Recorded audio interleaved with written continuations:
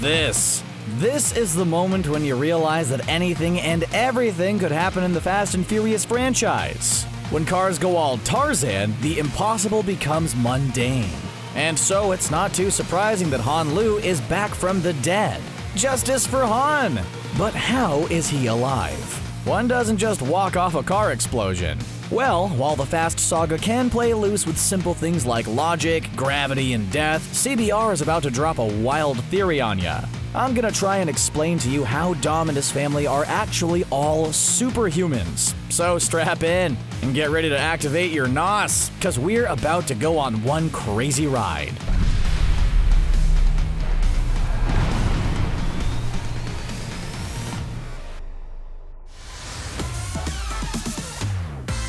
Okay, so Han's back. That's great. He's an awesome character. There's just something cool about Han, his demeanor and the aura of mystery that he has. So it's clear why people are so happy that he's back. But seriously, how is this guy still alive? He got blown up, and that's not something you just walk off. However, the Fast and Furious franchise is notorious for bringing people back from the dead. So I guess it shouldn't be that surprising that Han survived a car explosion. After watching the F9 trailer and seeing Dom going all Tarzan with his car, it's clear that anything and everything can happen in these films. Let's be honest, we all know that sooner or later we'll go into space with these bad boys, and there'll be car chases on the moon. So I'm sure there's a very simple explanation for Han's return. At least Deckard Shaw is now off the hook. Those Toretto family barbecues would be pretty awkward if the guy who killed one of your best friends is asking you to pass the sauce. The 2019 spin-off Hobbs & Shaw did set the precedent that in the Fast universe, death isn't a big deal. As seen with Brixton Lore, the guy survived a bullet to the head, so it's always possible that the same technology will be used to bring Han back. But I think there's more to it than that. The Fast Saga came a long way since the simple days of quarter-mile races and stealing DVD players. Now it's about stopping evil organizations and saving the world. That's kind of part of the charm for these movies. But what if there's more to it? What if there's a way to not only explain Han's return, but also explain all the other miraculous events in the Fast and Furious franchise? What if there's something that turned Dom and his family into superhuman beings? To explain this crazy idea, let's go back to Hobbs & Shaw, which was this franchise's official jump to science fiction. Brixton Lore was a cyber-genetically enhanced super soldier who worked for a secret organization known as Etion. In the movie, Etion tried to use the Snowflake, a virus that they created and programmed to wipe out all the weak humans and augment the strong ones into enhanced superhumans. It's possible that the Snowflake virus wasn't the first time Etion has tried to achieve their goals and create superior humans. What if Dominic Toretto and the rest of his family are all enhanced superhumans themselves? Okay, I know, this is wild and crazy, but after seeing the Tarzan car part in the F9 trailer, is this really that far-fetched? And so, let's roll with this idea. In the early 2000s, Etion created some type of super-enhancing serum that can turn people into superhumans. Kind of like the super serum that turned Steve Rogers into Captain America. If Etion wants to wipe out the weak and create a world with only the strong, the best way to achieve that is by natural selection and evolution. The way this serum works is that it pretty much turns you into a mix between Captain America and Wolverine. It's a type of bioengineered super serum. Your body becomes much more durable, allowing you to take a lot more damage. You also develop an advanced healing factor that allows you to survive deadly injuries. So let's take Dom for example. He somehow survived an exploding plane, driving off a cliff, flying his car through 3 towers, and even a nuclear missile. Not only is Dom still alive after all of that, but he usually comes out of it with barely even a scratch. Every time he was near death, the serum kicked in, healing his injuries and enhancing his body.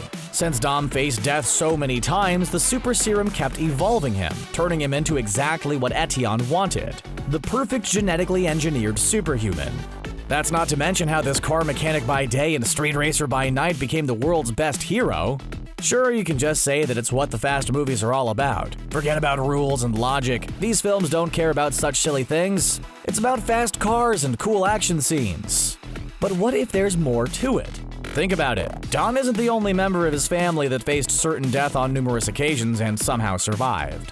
Pretty much every member of his team faced death at one point or another, and most of them came out of it just fine. Letty survived certain death, and after that, she became a lot more skilled, to the point that she was able to beat Ronda Rousey in a fight. Tej started out as a mechanic and a street racing organizer, and somehow he turned into a world-class hacker and a highly trained fighter. Even Roman, who's pretty much the team's joke, turned into the next 007 in the Fate of the Furious. The serum doesn't only enhance your body and give you rapid healing, but it also enhances your mental capabilities. With the serum evolving you, you become much more intelligent and you develop incredible skills that make you the perfect super soldier. And you know what this means? It's only a matter of time until they bring back Giselle. Gal Gadot is Wonder Woman after all. Now, I'm not saying that everyone who faced death became superhuman. Etienne would clearly target only those they consider to be worthy. So they'd want people who constantly stare at the face of death and are willing to go to extremes and risk their lives. Considering what an asset street races are in the fast world, it makes sense that Etienne will try to augment such risk-takers. But of course, street racers aren't the only superhumans in this world. It's clear that skilled people such as Luke Hobbs and Deckard Shaw have the serum in their system as well. And it's obvious Etienne will target soldiers, spies, assassins, and more. After Shaw almost killed Hobbs in their first fight, Hobbs not only survived his fatal wounds, but he healed super fast. The guy literally flexed out of a cast. And following this, Hobbs pretty much became Superman. This is how Han might have survived. With a super serum in his system, a little car explosion isn't a big deal. And we all might finally learn about the serum in F9. Well, at least I'll dream about it every night until May 22nd. I know, I'm overthinking this way too much. These movies are over the top. They're not meant to be taken seriously. They're just fun, silly action flicks. The heroes can do superhuman things because that's what these films are all about. There's no super serum. True, but did I mention the car going all Tarzan in F9? I think I might have once or twice. Let's take a look at superhero movies for a second. When Captain America holds back a helicopter with one arm, nobody blinks an eye, since we know that Cap has super strength. When Wolverine heals from any injury, we accept it, since we know that's how his power works, so it's all good. It's easier to accept the fantastic when the rules are clear.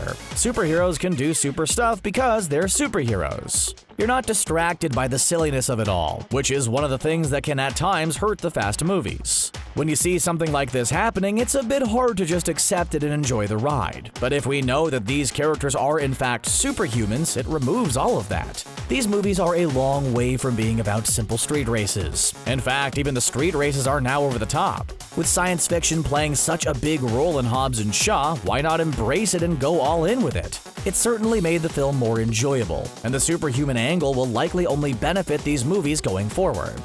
Now, just to clarify, I don't want these films to turn into Marvel movies. We don't need capes or crazy superpowers. I don't want an alien invasion or Dom doing space races. These films are successful because they are mostly grounded in reality, and going too crazy with the science fiction might damage the Fast Saga.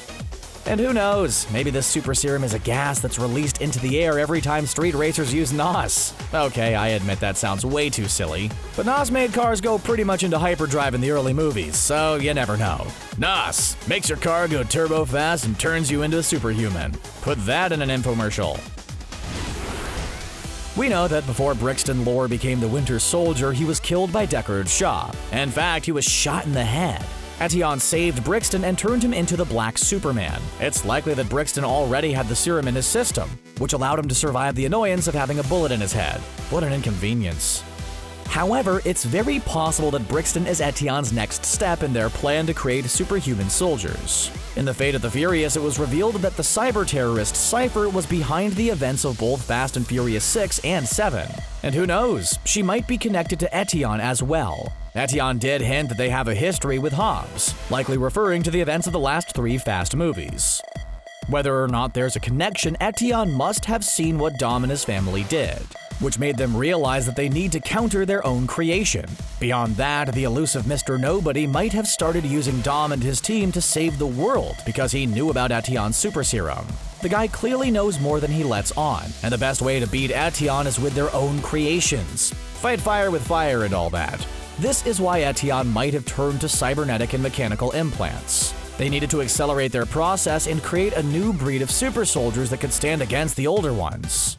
And this, of course, sets a cool possibility for Fast and Furious 10, which will be the final chapter in the main saga. If we learn about the super serum in F9, we could see an Avengers Endgame type of crossover event in the final installment, where Dom and his team go against Atian and their new breed of super soldiers. Whew, this is a lot to take in, I know, and I'm the first one to admit that this is very wild and unlikely. But again, that Tarzan moment in F9 might make anything possible. These films are pretty much a live-action cartoon. But you can't blame me for overthinking it. I might be wrong on this, but you have to admit that the superhuman angle has tons of potential and could set up so many awesome things in the future for the Fast Saga. What do you think about all this? Do you think Dom and his team are superhumans? Will that be a good idea for these films? Let us know in the comments below, and if you enjoyed this video, show us some love by leaving a like and subscribing to CBR. Thanks for watching, and we'll see you next time.